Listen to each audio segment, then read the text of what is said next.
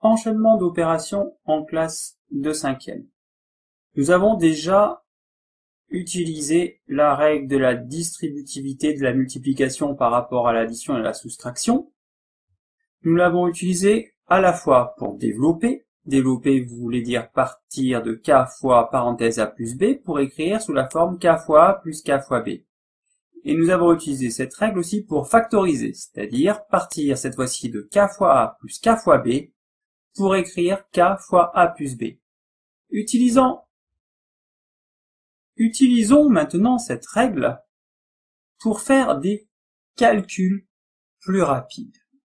Prenons l'exemple 18,5 fois 102.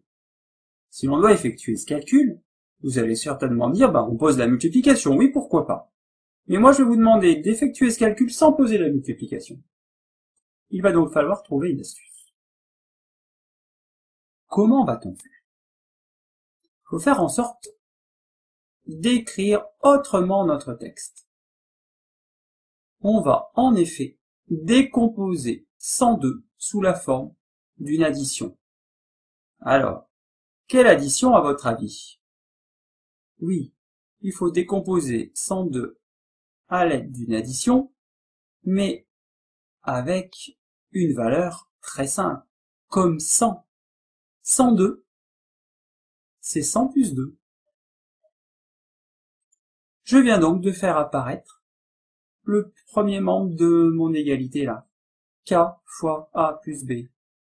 Maintenant, on va donc développer notre expression, égale 18,5 fois 100, plus 18,5 fois 2. 18,5 fois 100, rien de plus simple, on décale la virgule de 2 rangs vers la droite, on obtient donc 1850, plus 18,5 fois 2, donc le double de 18 qui fait 37. Il nous reste donc à terminer notre opération, et 1850 plus 37, on obtient 1887. Vous voyez donc que, en décomposant intelligemment 102 en 100 plus 2, en utilisant la règle de la distributivité, en développant aussi, on arrive à mener le calcul sans poser aucune opération. On fait juste du calcul mental.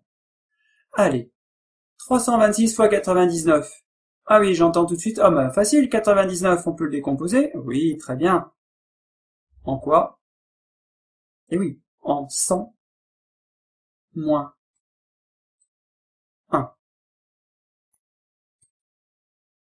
On obtient donc la partie gauche de la règle ici, k fois a moins b.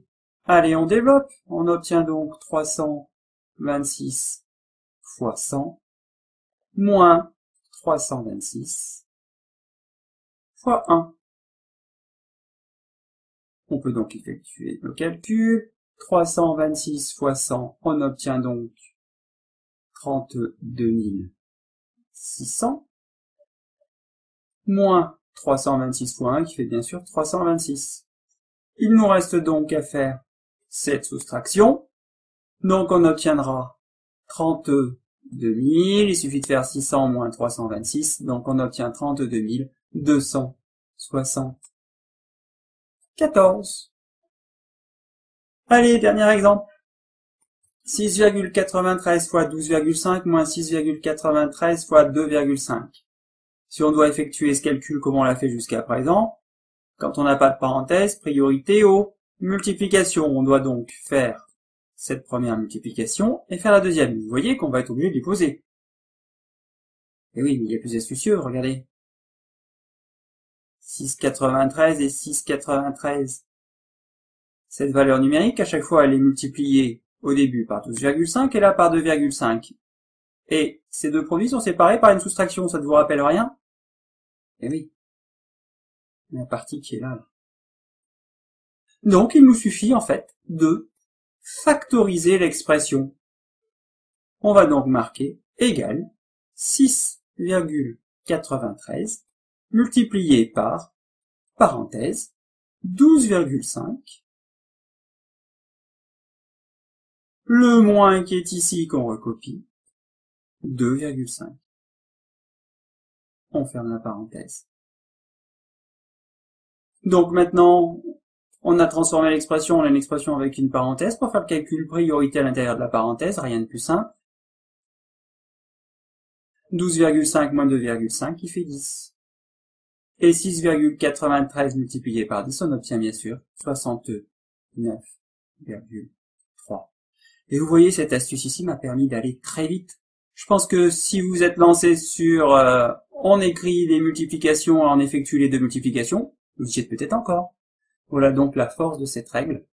Elle nous permet de mener à bien des calculs, mais en faisant du calcul mental et en allant donc très vite.